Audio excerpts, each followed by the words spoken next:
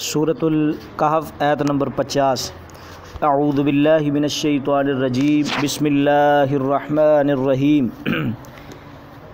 وَإِذْ قُلْنَا لِلْمَلَائِكَةِ اسْجُدُوا لِآدَمَ فَسَجَدُوا إِلَّا إِبْلِيسَ كَانَ مِنَ الْجِنِّ فَفَسَقَ عَنْ أَمْرِ رَبِّهِ أَفَتَتَّخِذُونَهُ وَذُرِّيَّتَهُ أَوْلِيَاءَ مِنْ دُونِي وَهُمْ لَكُمْ عَدُوٌّ بِئْسَ لِلظَّالِمِينَ بَدَلًا۔ وَإِذْ، اور جب، اس کا مطلب ہوتا ہے کہ اذکروا، تم یاد کرو۔ جہاں بھی لفظ از آئے گا تو اس کا مطلب یہ ہوتا ہے کہ تم یاد کرو۔ قلنا، ہم نے کہا، للملائکتی، فرشتوں کو، اسجدوا، تم سجدہ کرو، لآدم، آدم علیہ السلام کے لیے۔ اللہ تعالیٰ نے فرمایا کہ ہم نے فرشتوں کو کہا کہ تم سجدہ کرو سیدنا آدم علیہ السلام کو۔ فسجدوا، پس سجدہ کیا انہوں نے، کنہوں نے؟ فرشتوں نے، یعنی کہ یہ ضمیر کس کی طرف لوٹ رہی ہے؟ فرشتوں کی طرف۔ الا ابلیس، سوائے ابلیس کے۔ ابلیس شیطان نے سجدہ نہیں کیا، صرف اور صرف سجدہ کس نے کیا ہے؟ فرشتوں نے۔ کان من الجن، کیونکہ ابلیس شیطان وہ جنوں میں سے تھا، ففسق عن امر ربہ، اور اس نے نافرمانی کی تھی اللہ کے رب کے حکم کی۔ افتتخذونہ، کیا پس تم پکڑتے ہو اس شیطان کو؟ یہاں جو ہو ضمیر ہے یہ لوٹ رہی ہے کس کی طرف؟ شیطان کی طرف۔ وذریتہ، اور اس کی اولاد کو تم پکڑتے ہو، بناتے ہو، اولیاء، دوست، اولیاء دوست۔ دوسرا مطلب اولیاء مددگار، من دونی، میرے علاوہ، من دونی میرے علاوہ۔ وہم لکم عدو، اور واو حالیہ ہے یہاں، واو کیا ہے؟ حالیہ ہے۔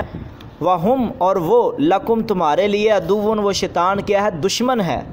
بیسا، اور بیسا بری ہے، للظالمین، ظالموں کے لیے، بدل کے طور پر اللہ کے مقابلے میں یہ دوستی شیطان کے ساتھ، اللہ کے مقابلے میں شیطان کے ساتھ یہ دوستی لگانا اور اس کی اولاد کے ساتھ دوستی لگانا یہ بہت بری ہے۔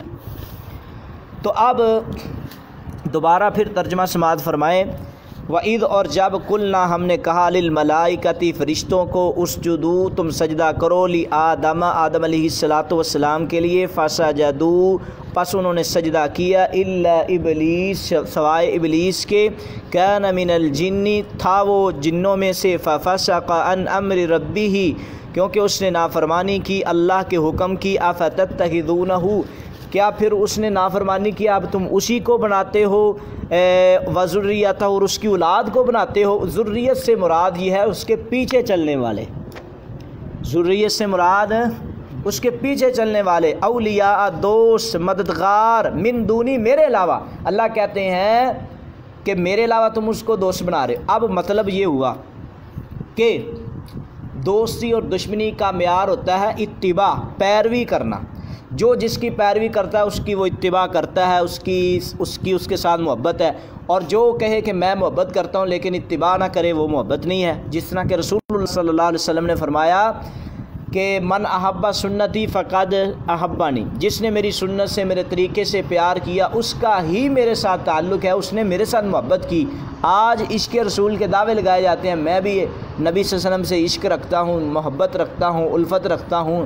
ہوتا یہ ہے کہ آقا علیہ الصلوۃ والسلام تو نماز نہ پڑھنے والے لوگوں کے خلاف اتنا سخت حکم ارشاد فرما رہے ہیں کہ مجھے اگر حکم دیا جائے ان آمرا فیختتب بختم، بھی لکڑیوں کو اکٹھا کیا جائے اور پھر میں لوگوں کے گھروں کو آگ جلا دوں جو نماز پڑھنے کے لیے نہیں آئے، تو لوگ کیا کہتے ہیں؟ نبی کے ساتھ محبت ہے، 12 ربیع الاول کا دن ہے، لوگ سارا دن جھنڈیاں لگاتے ہیں، نماز ایک نہیں پڑھتے۔ اور دوسرا مطلب یہ ہے، اللہ تعالیٰ یہاں یہی کہنا چاہتے ہیں کہ تم اس کو دوست اور مددگار۔ اور دوسرا، جو جس کی پیروی کرتا ہے، قرآن مجید میں یہ بات ثابت آئی ہوتی ہے کہ وہ اس کا مددگار ہے۔ کس لحاظ سے؟ مولانا احمد دین صاحب ہمارے پاس بیٹھے ہوئے ہیں، تو یہ جس کی پیروی کرتے ہیں تو کل وہ اس کا مددگار دو طریقوں سے ہوگا، یا تو جنت میں لے جانے کے لحاظ سے ہوگا یا جہنم کے لے جانے میں کے لحاظ سے ہوگا۔ تو آپ اگر نبی کی پیروی کرتے ہیں تو کل آپ کی مدد ہوگی، مدد تو اللہ نے کرنی ہے لیکن نبی کی سفارش ہوگی۔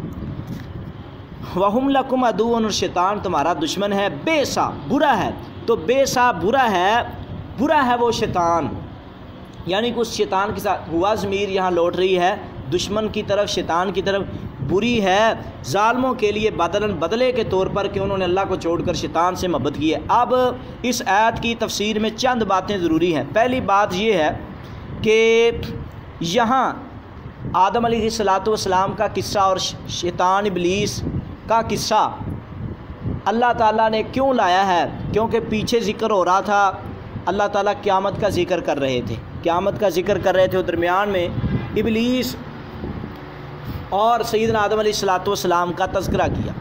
تو یہاں مناسبت یہ ہے کہ پیچھے قیامت کا تذکرہ کرتے کرتے اللہ تعالیٰ آگے سمجھانا چاہتے ہیں کہ قیامت کا دن بڑا سخت ہے۔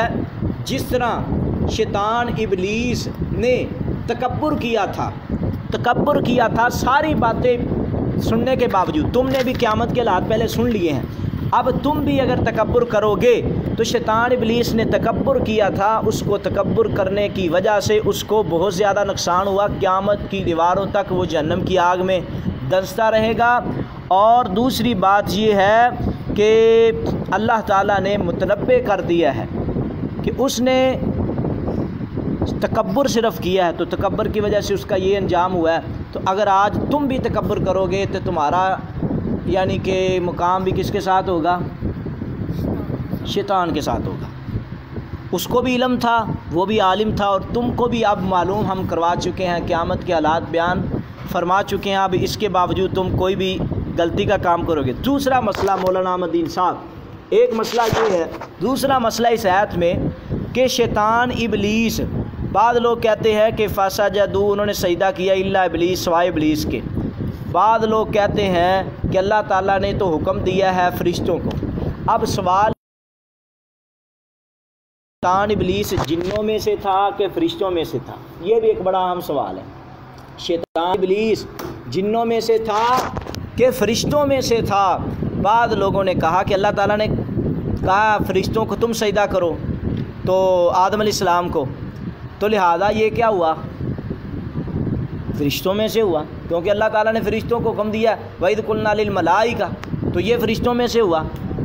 تو اگر کیونکہ اللہ نے ملائکہ تو کہا تو یہ لہذا فرشتوں میں سے ہی ہوا نا، تو حالانکہ یہ بات غلط ہے۔ کیوں؟ اس لیے پہلی بات تو اسی آیت میں ہی، یعنی کہ سورۃ الکاف کی آیت نمبر 50 میں ہی اللہ تعالیٰ نے لکھا ہے کان من الجن، کہ وہ کیا تھا؟ جنوں میں سے تھا۔ اور اسی طرح دوسری بات یہ ہے، شیطان جو ہوتے ہیں، فرشتے جو ہوتے ہیں، انہوں نے کبھی بھی نافرمانی نہیں کی، فرشتے نافرمانی نہیں کرتے، اور شیطان یہاں اس نے کیا کی ہے؟ نافرمانی۔ اگر یہ فرشتہ ہوتا تو یہ نافرمانی نہ کرتا۔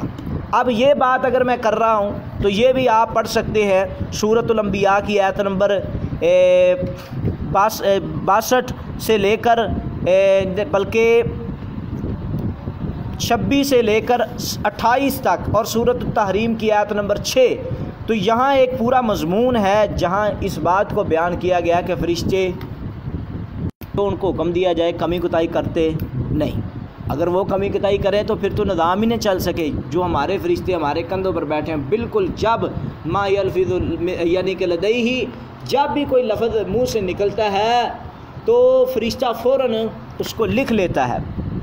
تو اس سے پتہ یعنی کہ ثابت ہوا کہ اس کی صفات بھی بتا رہی ہیں، اللہ تعالیٰ نے تو کہہ دیا کہ جنوں میں سے، اب اس کی صفات بھی کن کی، یعنی کہ اس کی صفات جنوں جیسی ہے، فرشتوں جیسی نہیں ہے، تو لہذا یہ کیا ہوا؟ جنوں میں سے، فرشتوں میں سے نہیں۔ اور دوسرا سوال یہ ہے، اب اس پر بھی بعض بے وقوف جاہل لوگوں نے قرآن مجید پر اعتراض کر چھوڑا ہے۔ وہ کہتے ہیں کہ شیطان ابلیس جو تھا وہ فرشتوں میں سے تھا، تو اللہ نے کیونکہ فرشتوں کو حکم دیا تھا نہ کہ شیطان ابلیس کو حکم دیا، حالانکہ یہ بات نہیں ہے۔ اذ امرتک کے الفاظ ہیں مولانا صاحب، دوسرے قرآن مجید کی نص سے ہی ثابت ہوتا ہے۔ اللہ تعالیٰ کہتے ہیں اذ امرتک، میں نے جو جب تجھ کو حکم دیا تھا۔ دوسرے مقام پہ قرآن مجید کی ایک آیت دوسری آیت کی تفسیر کرتی، اگر یہاں نہیں ذکر آیا اس آیت میں کہ اللہ تعالیٰ نے شیطان کو حکم نہیں دیا تھا، تو دوسری آیت میں تو آ گیا نا، جیسے کہ سورۃ الاعراف کی آیت نمبر 12 اور سورۃ البقرہ کی آیت نمبر 34 میں۔ اچھا، اب ایک اور سوال ہے کہ اس کو فرشتوں میں داخل کیوں کیا گیا؟ ہر فرشتوں کے ساتھ کا شمارہ ہوتا تھا، ان کے ساتھ یہ رہتا تھا۔ پہلی بات یہ ہے کہ عبادت کی وجہ سے، جس طرح فرشتے بڑی عبادت کرتا تھا، اور دوسری وجہ اگر کوئی آدمی یہ اعتراض کرے کہ ملائکہ میں آدم علیہ السلام اس کو شیطان کو شامل نہیں کیا گیا۔ ہم یہاں یہ بات کہنا چاہتے ہیں، تین مخلوقیں ہیں، ایک ہے انسان اور ایک ہے جن اور ایک ہے فرشتے۔ سب سے اشرف المخلوقات کون سی ہے؟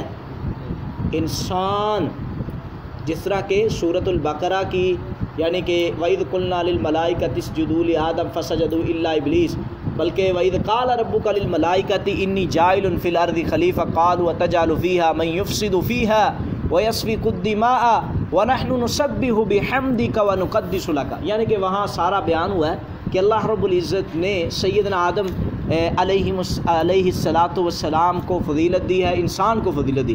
اب دوسرے نمبر پہ جن افضل ہیں کہ فرشتے افضل ہیں، تو افضل کون ہے؟ فرشتے۔ تو اب کوئی آدمی کہے کہ فرشتوں کو حکم تھا تو فرشتے افضل ہیں، جب افضل کو حکم ہے سجدہ کرنے کا تو غیر افضل تو شامل خود ہی ہو گیا۔ یہ ایک منطقی اصطلاح ہے۔ جب ایک استاد کلاس میں کہے او بڑے لڑکوں تم نے یہ کام کرنا ہے، تو چھوٹے بھی شامل ہو گئے، یہ کام آپ نے لازمی کرنا ہے، تو یعنی کہ جب افضل کو حکم میں شامل کیا گیا تو مفضول جو افضل نہیں ہے وہ تو خود حکم میں شامل ہوئے۔ تو جب جن یعنی کہ جب فرشتے شامل ہیں سجدہ کرنے میں تو جن بھی خود بخود شامل ہوئے، تو لہذا اس نے کیا کیا؟ تکبر کیا۔ تو یہ چیزیں تھیں جو بڑی اہم آپ کے سامنے سورۃ الکہف کی آیت نمبر 50 کے تحت رکھی ہے۔ تو آگے اللہ رب العزت فرماتے ہیں ما اشہدتہم خلق السماوات والارض ولا خلق انفسهم وما كنت متخذ المضلین عضدا۔ ما اشہدتہم، نہیں میں نے حاضر کیا ان کو، نہیں میں نے حاضر کیا ان کو، ما اشہدتہم، نہیں میں نے حاضر کیا ان کو، خلق السماواتی، آسمان کے پیدا کرنے کے وقت، والارض، اور زمین کے پیدا کرنے کے وقت، ولا خلق انفسہم، اور نہ ان کے اپنے پیدا کرنے کے وقت۔ تو یہ کن کو خطاب ہو رہا ہے؟ کسی بھی انسان، کوئی کہے کہ بعد یہاں نبی علیہ الصلوۃ والسلام کے بارے میں جو عقیدہ رکھتے ہیں حاضر ناظر کا، امام کائنات جناب محمد رسول اللہ صلی اللہ علیہ وسلم ہر جگہ پہ حاضر ناظر ہیں، تو اللہ رب العزت مخلوق کے بارے میں کہہ رہے ہیں کہ جب میں نے آسمان کو، جب میں نے زمین کو، اور جب میں نے مخلوق کو خود پیدا کیا ہے تو وہ اس وقت موجود نہیں تھے۔ تو اس میں سارے ہی شامل ہیں۔ اور آگے اللہ رب العزت نے یعنی کہ یہاں اس باطل عقیدے کا، یہ صرف نبی علیہ السلام کے متعلق ہی میں نہیں کہہ رہا بلکہ کلی دعویٰ ہے کہ جب اللہ رب العزت نے آسمان کو پیدا کیا، زمین کو پیدا کیا اور انسان کی خود اپنی تخلیق کی، نہ تو کوئی جن تھا نہ کوئی انسان تھا، کوئی بھی حاضر ناظر نہیں تھا اس وقت۔ تو اس لیے حاضر ناظر کا عقیدہ اگر رسول اللہ کے متعلق رکھا جائے تو تب بھی یہ غلط ہے۔ رسول اللہ صلی اللہ علیہ وسلم نے فرمایا لَتَتَّبِعُنَّ سُنَنَ مَنْ كَانَ قَبْلَكُمْ، یہی عقیدہ آقا فرماتے ہیں کہ تم ضرور پہلے لوگوں کے طریقوں پر چلو گے۔ یہ عقیدہ حاضر ناظر اگر آج کے ہمارے مسلمانوں کا ہے تو یہی یہود و نصارہ کا عقیدہ اپنے انبیاء کے متعلق، تو ہمارا اور ان کا فرق کیا ہوا؟ تو اللہ تعالیٰ میں آگے اللہ فرماتے ہیں وَمَا كُنْتُ مُتَّخِذَ الْمُضِلِّينَ عَضُدًا، اور نہیں ہوں میں بنانے والا گمراہوں کو، گمراہ لوگوں کو، عضداً مددگار، بازو۔ اللہ تعالیٰ کہتے ہیں جو گمراہ لوگ ہیں، مثال کے طور پر یہاں یہ بات کیوں کی ہے؟ اس لیے کی ہے کہ جو گمراہ قسم کے لوگ ہیں، بیوقوف قسم کے لوگ ہیں، جاہل قسم کے لوگ ہیں، اجڑ قسم کے لوگ ہیں، ان کو تم کہتے ہو یہ ہمارے الہ ہے، اور بعض اچھے لوگوں کو بھی تم الہ کہتے ہو۔ تو اللہ تعالیٰ کہتے ہیں کہ جو گمراہ ہے میں ان کو بازو جو خود اپنی عبادت کرواتے ہیں ان کو میں اپنا بادو نہیں بناتا، مجھے کسی کی ضرورت نہیں ہے۔ وَيَوْمَ يَقُولُ ان قریب وہ کہیں گے، وَيَوْمَ اور جس دن، یوم یقول وہ کہیں گے، نادو اور وہ پکاریں گے، یعنی کہ وَيَوْمَ اور جس دن یقول اللہ کہے گا، نادو تم پکارو، شرکائی الذین میرے ان شریکوں کو، زعمتم جن کے بارے میں تم مشکل کشائیوں کے دعوے کرتے تھے، آج بلاؤ، فدعوہم وہ ان کو بلائیں گے بھی، آج ہماری بابا جی مدد فرمائیں قیامت کے دن، فلن یستجیبوا لہم اور وہ ان کے سلام کا بھی جواب نہیں دیں گے۔ یہ کہاں لکھا ہے؟ مدد کرنا تو دور کی بات ہے، قرآن مجید کی 20 آیات سے یہ بات ثابت ہوتی ہے۔ آج جو کہتے ہیں ہماری پیروی کرو، ہماری یعنی کہ ہاتھ پہ بیعت دو، کل ہم آپ کی سفارش کریں گے، سورۃ القصص کی آیت نمبر 63 میں، اور فاطر کی آیت نمبر 13 اور 14 میں، سورۃ الاحقاف کی آیت نمبر 5 میں، اور مریم کی آیت نمبر 71 میں، اور سورۃ الانعام کی آیت نمبر 94 میں اللہ نے چیلنج کے ساتھ کیا ہے کہ ان کی مدد کرنا تو دور کی بات ہے، ان کے سلام کا جواب بھی نہیں دیں گے وہ، جن کو آج لوگ مشکل کشا سمجھتے ہیں۔ وَجَعَلْنَا بَيْنَهُمْ مَوْبِقًا اور ہم نے پھر ان دونوں کے درمیان بنا دی ہلاکت گاہ۔ کن کے درمیان؟ جس کو پکارا جا رہا ہے اس کو بھی اور جو پکار رہے ہیں ان کو بھی۔ وَرَأَى الْمُجْرِمُونَ النَّارَ اور آپ دیکھیں گے مجرموں کو آگ میں، فَظَنُّوا اور وہ یقین کریں گے، اَنَّهُمْ بے شک وہ، مُوَاقِعُوهَا وہ اب اس آگ میں گرنے والے، ان کو پتہ ہم نے اعمال ہی ایسے کیے ہیں۔